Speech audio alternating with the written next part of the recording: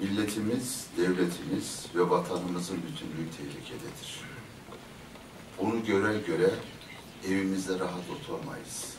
Böyle salonlarda, meydanlarda, sokaklarda, havada, karada, denizde, evde, çarşıda, büroda, her yerde bu büyük tehlikeyi konuşacağız. Uyanmayanları uyandıracağız ve vatanımızı, milletimizi yeniden kaldığı yerden o büyük medeniyet ufkuna doğru yola çıkaracağız. Bu iştirakleriniz bu manada teşekküre de her türlü takdire de layıktır. Sağ olun, var olun. Hanımefendiler, beyefendiler, konumuz vatan bölünmez. Vatan nedir veya vatandan ne anlıyoruz? Vatan, dağları, ovaları, denizleri, gölleri, yolları, çarşıları, pazarları olan bir sessiz, ruhsuz varlık. Dünyanın her yerinde var böyle unsurlar. Peki vatan dediğimiz bizim için ne? Canla, kanla, irfanla, imanla, ilimle her karış toprağın bezediğimiz canlı bir mukaddes varlığın adıdır. En ücra köşesinden en merkezi alanına kadar gittiğimizde vatan bizimle konuşur. Şehitler konuşur, ses verir tarihin derinliklerinden. Bu millet yaşasın diye can verenlerin sayısı yaşayanlardan da belki fazladır. Vatan öyle bir varlıktır. Onun için mukaddestir. Onun için vatan uğrunda can seve seve verilir. Onun için vatanı uğruna can verenin öbür dünyadaki makamı cennettir. Bunların şuuruna, bunun idrakine, bunun farkına tam anlamıyla varmazsa vatan kuru bir toprak haline dönüşür. O zaman her türlü anlamını yitirir. Bu bakımdan bu toplantının adının vatan bölünmez şeklinde konulmasının müstesna bir manası vardır. Peki dedik ki vatan tehlikede. Neden tehlikede vatan? Bugün Türk milletinin nüfusu 80 milyondur. İstatistiklerin 76 milyon dediğine bakmayın siz. Hatta 80'in de üstündedir. Şu Anadolu coğrafyasında 1000 yıldan fazla yaşayan millet olmadı. Ama biz yaşıyoruz. Allah'ın izniyle de kıyamete kadar burada yaşayacağız.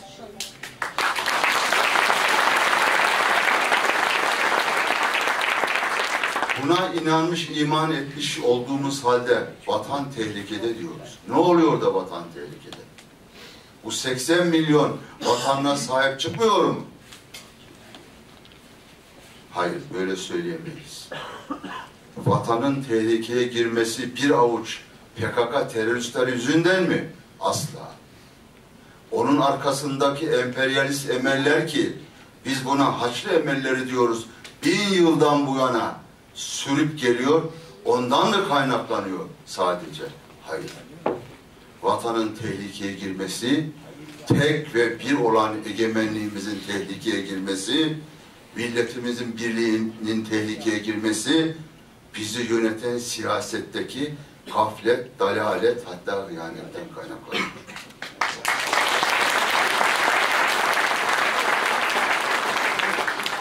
Eğer bu doğruysa bu tespit, bizim muhatabımız PKK'dan da önce yetki verdiğimiz bizi yönetenlerin siyasetidir. Çünkü biz onlara vatanı koru, milletin birliğini yaşat, egemenliğimizi yücelt diye yetki verdik. Çocuğumuza iş bul, sağlığını düzelt, eğitimini artır, güvenliğimizi sağla, hızlı ve yüksek bir adaleti bize getir diye biz yetki verdik. Ama bakıyoruz ki öyle bir durum yok. Tam tersine dünyada belki emsali asla görülmemiş, kabul edilemez bir durumla karşı karşıyayız. Ve her şey o kadar açıktan artık yürüyor ki görmemek mümkün değil. Buna rağmen niçin milletimizin bir bölümü bunu görmüyor?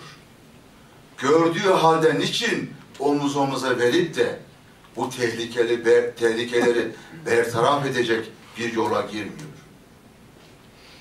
Benim gördüğüm değerli kardeşlerim, öyle teknikler kullanılıyor ki zihinler ele geçiriliyor. Düşünceler parçalanıyor. Cehenneme götürürken insanlar cennete gittiğini zannederek seviniyorlar. O zaman o teknikleri bizim çözmemiz lazım. Ki millet uyansın. Size bu dar zamanda kısa birkaç örnek vereceğim. Daha 1993 yılında İkinci Cumhuriyet üzerine tartışmalar adlı röportajlardan oluşan kalın bir kitapta Başbakanla da yapılmış bir görüşme var. 20 kişiyle yapılmış, bir tanesi Recep Tayyip Erdoğan.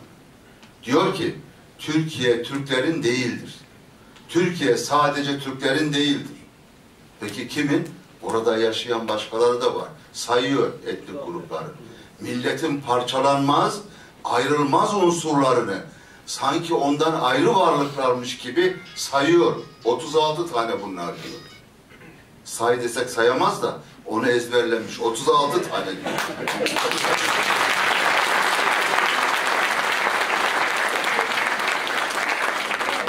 Onların hepsinin diyor. Bizim kültürümüz ırk nedir? Irk nedir? Irkçılık nedir? Kürtçülük nedir? Azınlık nedir? Gibi kavramları bilmez. Bizim kültürümüz devletimizin idaresi altında yaşayan herkesi öz evladı sayar. Bu tarih boyunca böyledir. İslam öncesinde de böyledir.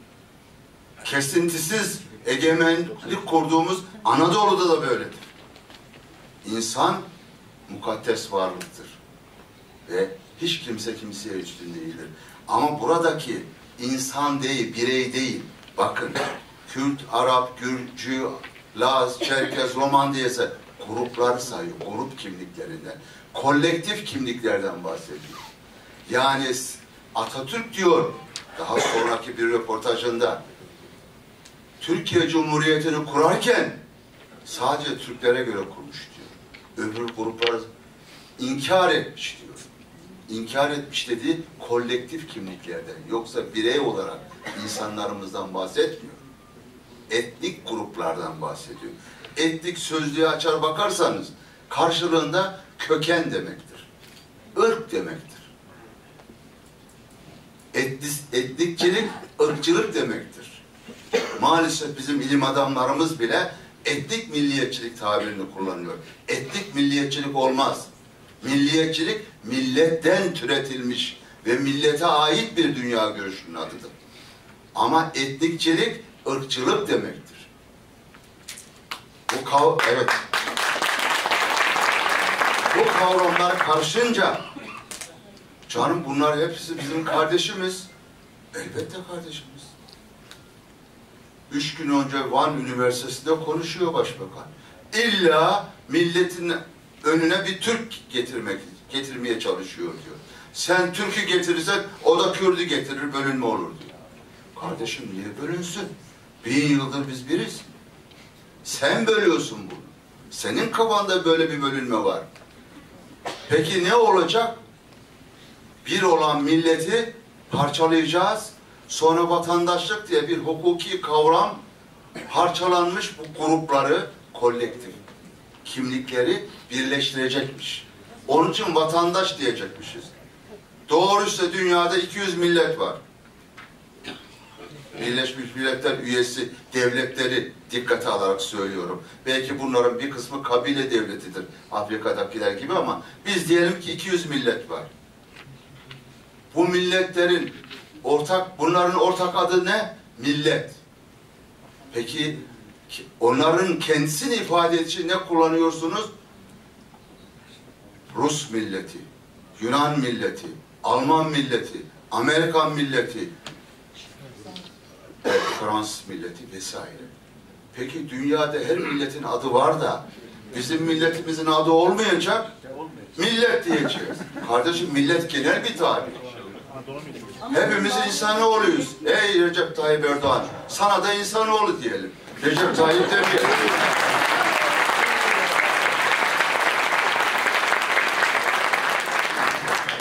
Tekniği görüyor musunuz?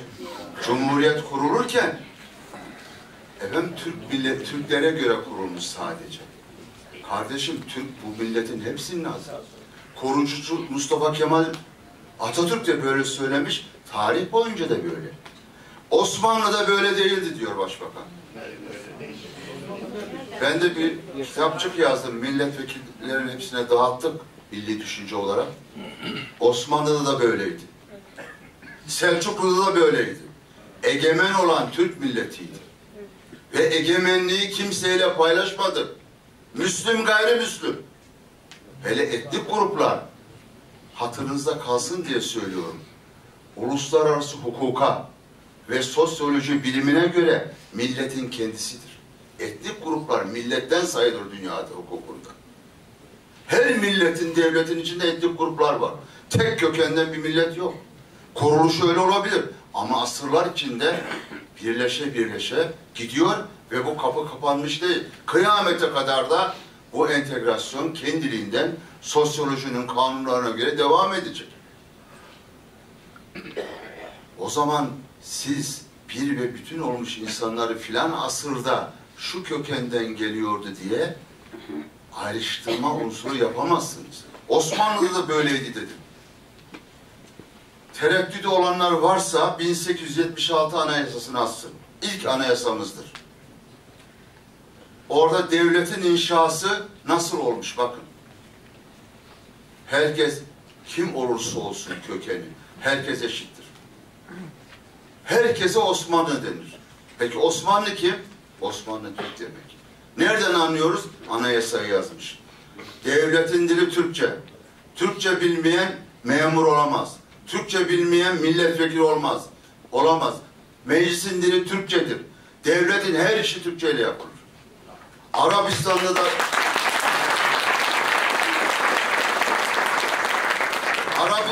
da memur var, Sırbistan'da da memur var. Arabistan'da sokaktaki insan Türkçe bilmiyor. Ama devlet Türk devleti olduğu için memurları Türkçe işlem yapıyor. Siz bu egemenliği, Türk egemenliği saymıyorsanız o zaman sizin okuma yazmanız kıt.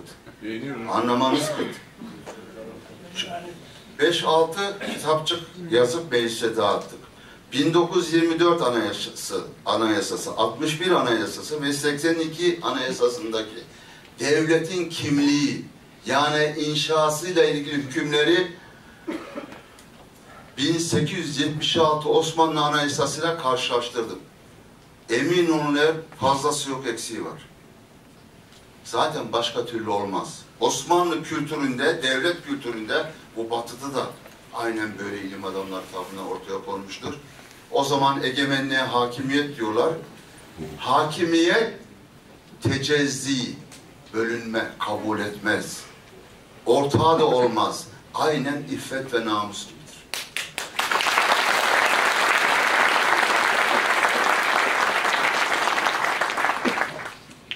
Egemenliği parçalarsanız, bir olan milleti parçalarsanız öyle bir reaksiyon meydana gelir ki, hani atomun bölünmesi nasıl bir maddi yapı olarak reaksiyon meydana getiriyor, sosyal reaksiyon meydana gelir ki, dünya bunun acı örnekleriyle doludur. İç savaş başlar, iç savaş.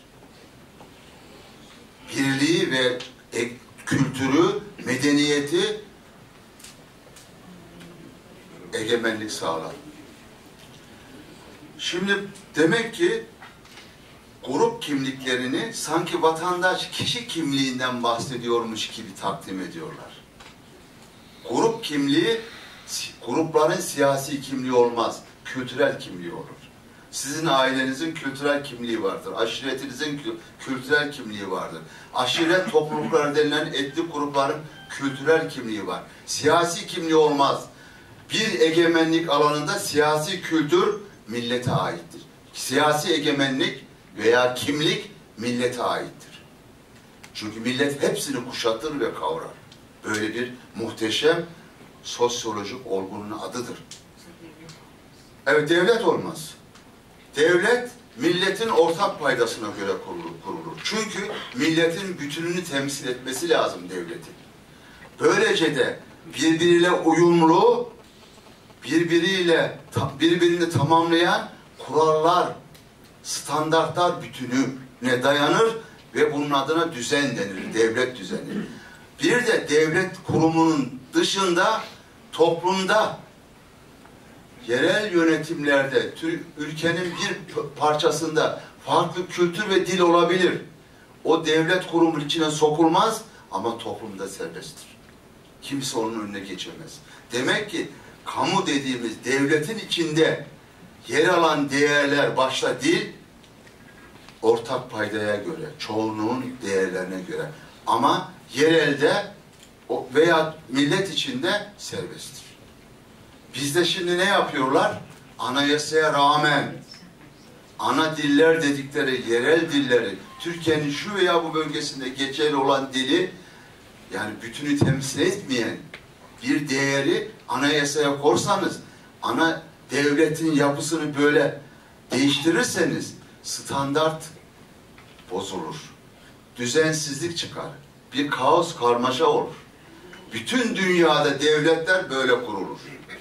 Bütün dünya hukukunda devletleri büyük güçlerin, emperyalistlerin Irak'ta yaptığı gibi geçici formüller hariç millet, bir devlet eşit birey üzerine kurulur. Dünya egemenliği budur. Birleşmiş Milletler Anayasası budur. Milletler birleşmişler, bir anayasa yapmışlar, dünya kurallarının, dünya düzeninin kurallarını, kriterlerini koymuşlar. Baktığınız zaman oraya esas olan genel durumu ifade eden, istisnaları, gelip geçiciler hariç, genel durumu dünyanın temsil eden yapı bir millet, bir devlet, eşit bireydir. Eşit birey, acı tecrübelerden insanlık sonra büyük ilim adamların, filozofların gayretleriyle bu eşit birey formülü buldular. Eşit birey formülü bulununcaya kadar Orta Çağ, mezhep ve etnik çatışmalardan su gibi kan aktı. Bugün İslam dünyasında, Afrika'da, Asya'da kan akıyorsa eşit birey denilen bu yapı benimsenmediği içindir. Son 2 dakika sayın. Evet. Başbakan şimdi Van'da konuşmuş yine. Diyor ki 1000 yıl bu güzel topraklar üzerinde nasıl yaşadıysak, hangi formülle bir arada yaşadıysak, bundan sonra da aynı şekilde bir olmaya, beraber olmaya devam edeceğiz.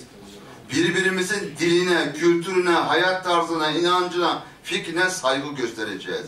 Birbirimizi olduğumuz gibi kabul edeceğiz. Bireyler için söylüyorsan %100 doğrudur ve zaten böyledir. Ama senin kastın gruplardan bahsediyorsun. Kolektif gruplardan. O parçalanma demektir Sayın Başbakan. Bunu yapmayacağız. Türk milleti buna müsaade etmeyecek.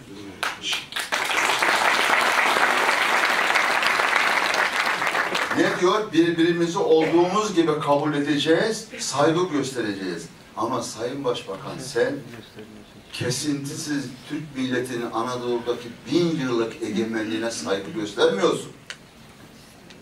Sen 1000 yıldır bu milletin bir ve bütün olduğu gerçeğini kabul etmiyorsun. Türk milleti saygı gösteriyor birbirine. Ama arıza orada değil. Lütfen sen bir otur, düşün. Kim akıl veriyorsa otur onlarla bir konuş, düşün. Ve saygılı ol bu milletin egemenliğine. Bir ülkenin başbakanı kendi milletinin egemenliğine karşı böyle konuşabilir mi? Ama acıdır. İşte söze girerken söyledim. Tehdit ve tehlikeler PKK ile sadece emperyalistlerin oyunlarıyla bu boyutlara gelemez. 1000 yıldır onlar bu oyunu oynuyor. 1000 yıldır. Osmanlı parçalandı. Birinci Dünya Harbi'nden sonra biliyorsunuz. İnternete girip bakın. 64 devlet kurulmuş o topraklar üzerinde. Ama bu Anadolu, mayası Türk'ün olan bu Anadolu yeniden yeryüzünün büyük gücü olarak fışkırmış. Yine büyük Atatürk